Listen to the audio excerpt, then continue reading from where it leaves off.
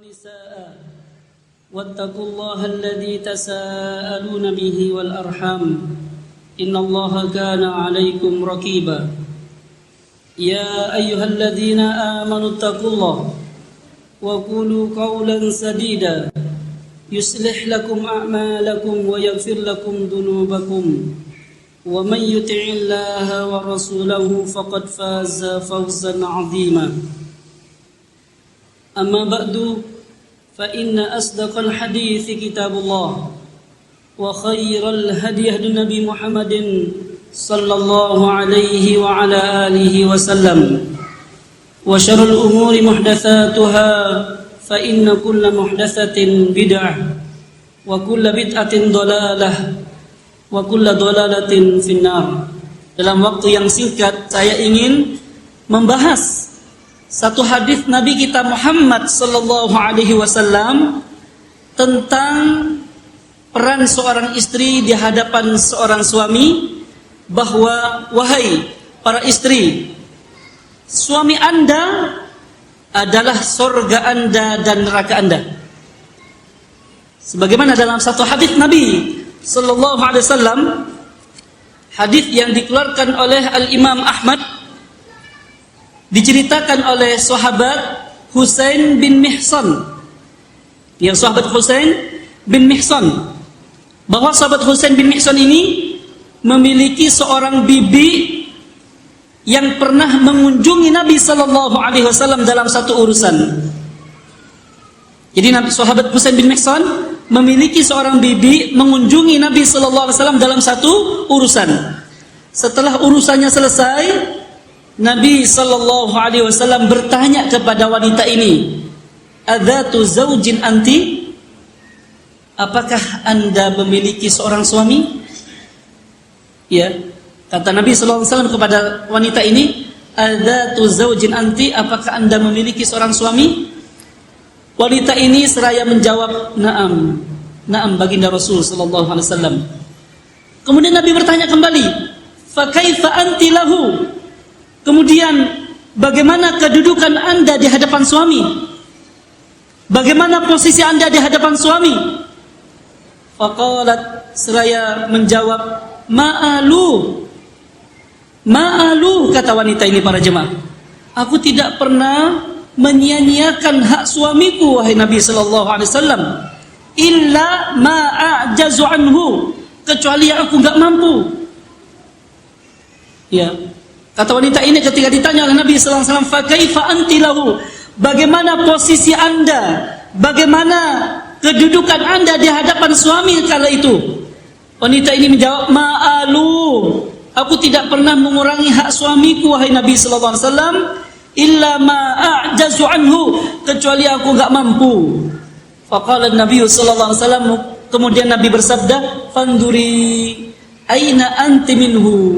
Maka lihatlah, maka perhatilah, ya, di mana posisi Anda di hadapan suami Anda. Fa innahu huwa jannatuki wa naruki, rawahu Ahmad wan Nasa'i fi Sunanil Kubra.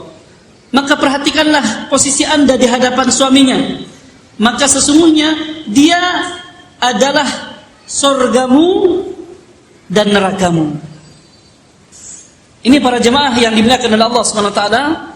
Kalau kita lihat sekilas, kok suami surga dan neraka sekaligus gitu para jemaah? Apa maksudnya? Maka di sini dijelaskan oleh banyak para ulama. Pertama, qala al-Imam Al-Munawi di dalam kitab Faidul Qadir, beliau menjelaskan tentang hadis yang mulia ini. Kata beliau, huwa sababun lidukhuliki al-jannah biridahu anki wa sababun lidukhulikin nar bisukhtihi alaiki fa ahsini usratahu wa la tukhalifi amrahu laisa bima'siyatin. Kata Imam Al-Munawi tentang menjelaskan hadis yang mulia ini, kata beliau, yaitu suami adalah penyebab masuknya Anda ke dalam surga. Jadi Kata Imam Munawi, huwa sababun lidukhulikil jannah. Suami ya adalah penyebab Anda dimasukkan oleh Allah ke dalam surga. Biridahu anki, jika suami ridho kepada Anda. Jika suami ridho kepada Anda. Wa sababun lidukhulikin nar bisukhtihi alaiki. Dan dia, yaitu suami, sababun lidukhulikin nar, penyebab Anda dimasukkan oleh Allah ke dalam api neraka. Bisuktihi alaik, jika Anda durhaka kepadanya. Fa'ahsini usratahu, maka bermuamalah dengan muamalah yang baik terhadap suami. Wala tukhalifi amrahu, dan jangan menyelisihi perintahnya selama tidak memerintahkan ya kepada perbuatan dosa dan maksiat. Jadi tidak boleh menyelisihi perintah suami selama tidak memerintahkan kepada perbuatan dosa dan maksiat. Para jemaah yang dimuliakan oleh Allah Subhanahu wa taala, di sini ada beberapa pelajaran penting tentang hadis yang mulia ini. Ya, yaitu yang pertama, kata para ulama, agungnya hak suami atas istri. Dan itu sebanding dengan tanggung jawabnya yang besar untuk menafkahi, melindungi serta menjaga istrinya dari siksa api neraka. Jadi suami terhadap istri memiliki peran yang sangat besar, para jemaah. Di mana para suami memiliki kewajiban untuk mendidik istri, mendidik mereka agar mereka mengenal agama yang benar, agar mereka memiliki akhlak yang mulia. Allah berfirman di dalam surat At-Tahrim, ya ayyuhalladzina amanu qu anfusakum wa ahlikum nar. Wahai orang-orang yang beriman, jagalah diri Anda dan keluarga Anda dari siksa api neraka. Jadi di sini perintah Allah untuk menjaga diri kita dan ahl. Ahl di sini para ahli tafsir menjelaskan yaitu istri. Ada juga yang menjelaskan istri dan anak-anak. Jagalah diri Anda dan keluarga Anda dari siksa api neraka. Ditafsirkan oleh para ulama yaitu seperti sahabat Ali bin Abi Thalib, adibhum wa allimhum. Didiklah istri-istri Anda dan ajarkan mereka agama Islam yang benar. Kalau seorang suami belum mengenal ya ilmu syar'i yang benar, maka ajaklah para istri untuk menghadiri majelis-majelis ilmu para ulama, majelis-majelis ilmu para asatidzah. Ya.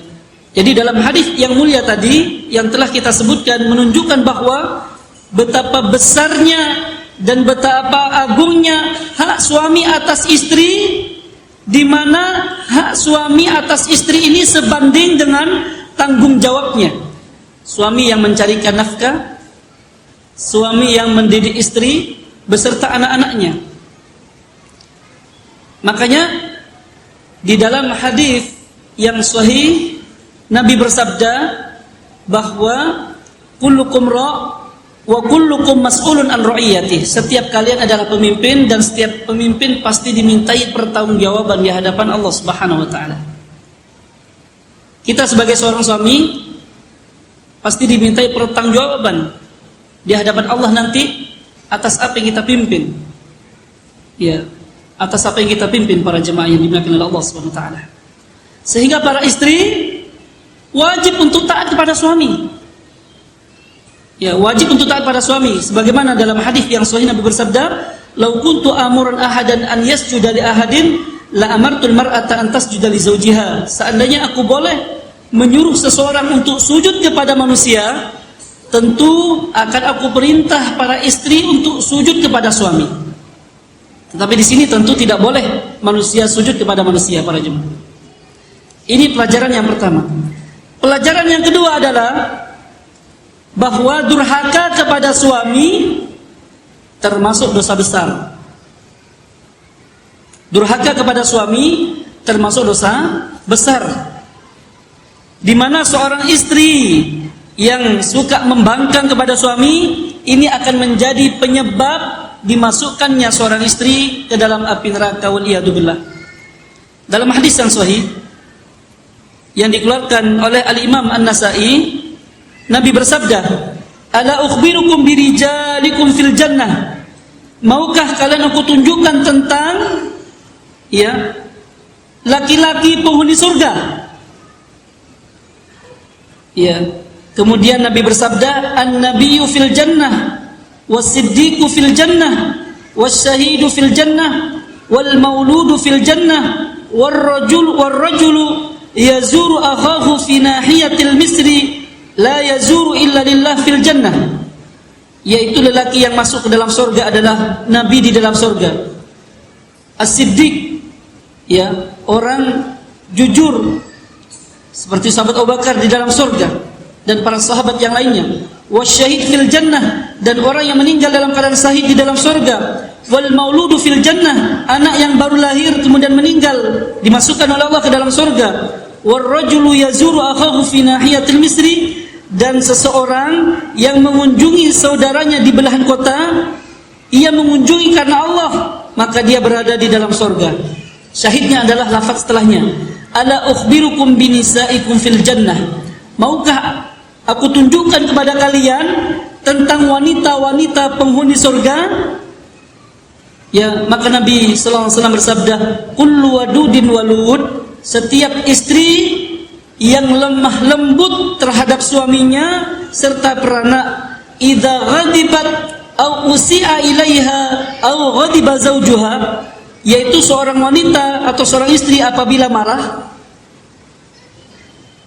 atau dibikin marah oleh suaminya, atau suaminya marah kepadanya, maka wanita ini mengatakan, "Hadhihi yadi fi yadiki," inilah suamiku tanganku. Sang istri meletakkan tangannya kepada pipi suaminya. "La aktahilu bighamdin hatta tarda," kata sang istri, "aku tidak bisa tidur wahai suamiku. Aku tidak bisa tidur malam ini dan tidak bisa memejamkan mataku sampai engkau ridho kepadaku wahai suamiku." Jadi di antara sifat penghuni surga para wanita adalah yaitu wanita-wanita yang lemah lembut dan peranak, kemudian wanita yang apabila membuat suaminya marah adalah seorang wanita yang malam harinya nggak bisa tidur. Ia meletakkan tangannya di pipi suaminya seraya mengatakan, "Wahai suamiku, inilah tanganku. Mataku tidak bisa memejamkan. Aku tidak bisa memejamkan mataku sampai engkau ridha terhadapku." Ini yang kedua para jemaah. Kemudian yang ketiga adalah wajib bagi setiap istri untuk menuruti perintah suami. Wajib bagi setiap istri untuk menuruti perintah suami selama suami tidak memerintahkan kepada perbuatan dosa dan maksiat. Jadi wajib. Jadi pelajaran yang ketiga dari hadis yang mulia ini adalah wajib bagi setiap istri menuruti perintah suami selama tidak memerintahkan kepada perbuatan dosa dan maksiat. Sebagaimana hadis yang sering kita dengar, Nabi sallallahu alaihi wasallam telah bersabda bahwa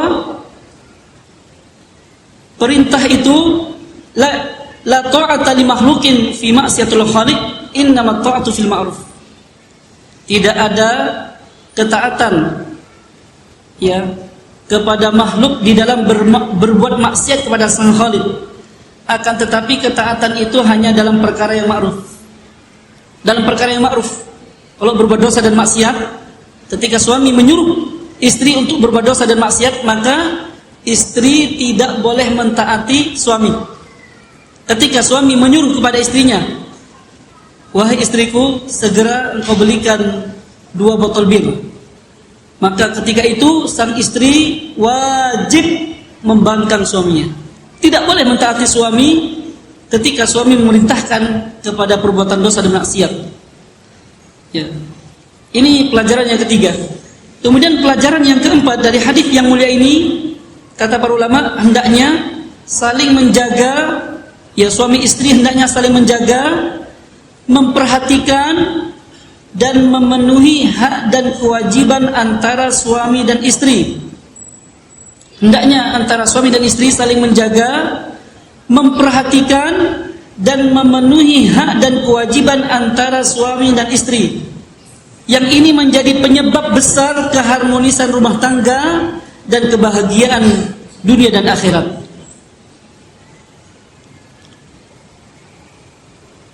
Ya.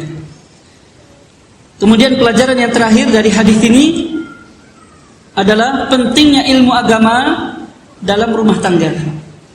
Pentingnya ilmu agama dalam rumah tangga. Billahi taufiq wal hidayah. Subhanakallahumma rabbana wa bihamdika asyhadu an la ilaha illa anta astaghfiruka wa atubu ilaik. Assalamualaikum warahmatullahi wabarakatuh.